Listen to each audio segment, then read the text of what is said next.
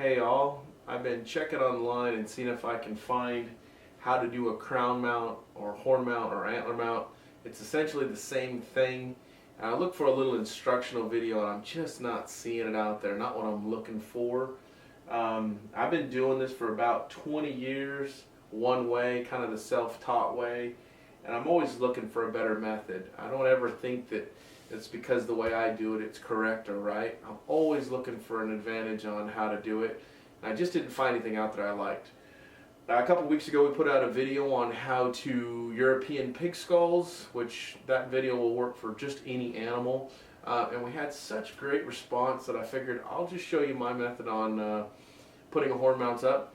I get a lot of questions from people, hey, is there anything I can do with grandpa's old horns? Or I got an old rack that was my dad's and I want to put it on the wall. This is probably the easiest, cleanest method for putting together an old set of horns. I take a lot of shed horns, form fit them, mount them. We're just going to build a form base out of concrete. We're going to leather wrap them, make our own pedicle wraps, and then screw them to a panel, and we'll be all done. So here's the start to finish. Hopefully it brings some clarity to anybody that's wanting to do this on their own, and go from there. Thanks for watching. Okay, so here we go. First things first, I like to take those horns and lay them as back as I can get them, if that makes sense. I hate a deer to look like it's charging you. It should be upright just like it is naturally. And I take a piece of 1/2 inch OSB plywood and I make a little form on the bottom in the shape that I want it to finish up as. So kind of a round cylindrical shape there. And I cut that out, and what I'm doing essentially is I'm creating the back panel for this horn mount, something to screw into. So I just cut that out. Each one of these horns is different. I drill the base of the skull. Sometimes I drill there, sometimes I drill another spot. And what I'm wanting to do is actually mount that back panel to the horn set. That's the key here.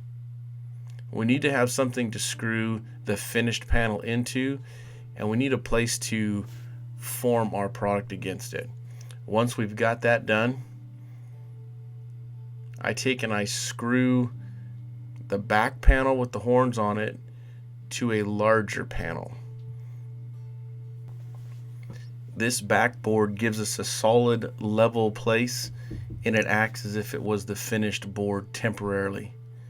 Then I mix half and half concrete, half plaster of Paris, and for a medium-sized skull, literally 1 handful scoop, just like you see there. I kind of mix it up in the bucket dry, and then I put just enough water in it to make it thick and manageable.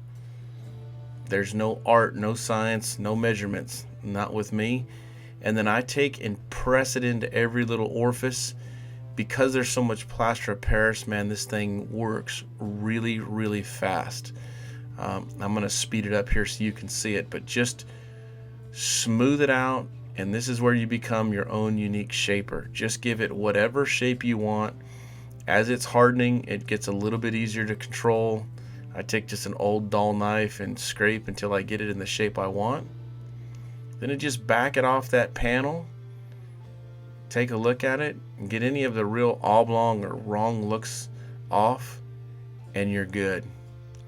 The next day I take them and I just sand off the high sides, any type of little ding or rough edge. You're going to be able to see through the leather. So I just take them with a hard file, and then I take like a sanding disc or a little sanding soft block, and I give them just a little smoothing trick. Next thing, I take a piece of leather. I've really started to like the look of the suede side out. I cut a piece just big enough for that set of horns. Give it a little test fit there. And then I just hit it heavy with some spray adhesive. Everything that the leather's going to touch should have spray adhesive on it. This stuff is like a rock. Once you get it on there, tighten it down, it is forever.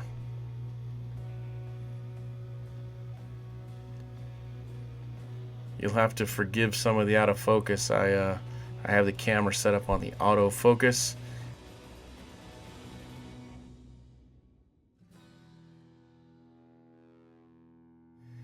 So just lay that leather round and stretch and pull, stretch and pull, stretch and pull. Literally whatever you want to use is the finished product on there. Any color. I suggest you going online and buying raw leather from, you buy scraps. I've gone as far as going to the car stores and buying old chamois and dyeing them myself and using felt. But I really like the look of a finished leather product. And there's no right answer here. Deer hide, antelope hide, those things stretch a country mile so you can get all the imperfections out. But whatever you're getting out there, don't be afraid to just try it. I can never stress enough, you just need to give it a whirl. Smooth it, spray it, stretch it, then you got it. You want to get the back side of this nice and level. You don't want any big pieces of leather or concrete or anything on the back of this. It needs to sit flush. You can see on some of these skulls it looks like there's little cracks or imperfections in there.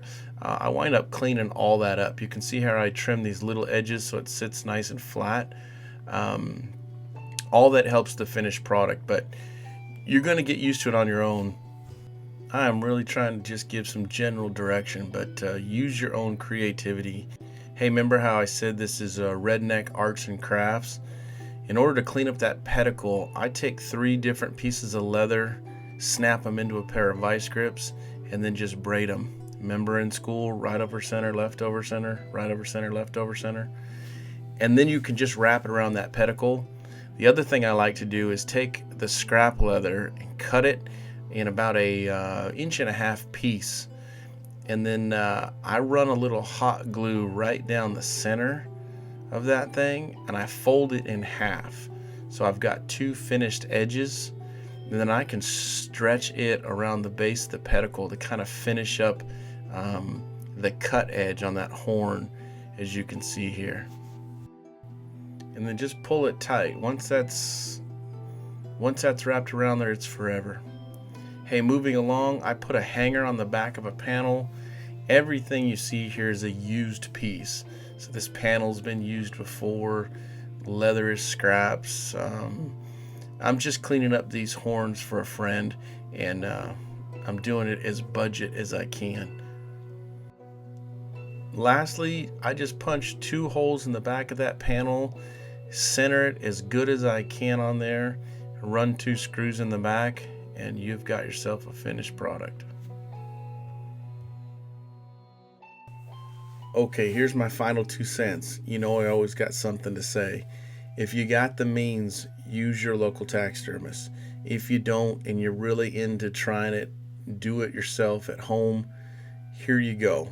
Give it a whirl. Any variation will work. I've done it with all kinds of different products. This works best for me. If you know a better method, well, I would love to hear it. You can make them all match for one person, make them all different colors. There is no rules. Thanks for watching. Hopefully it works good for you.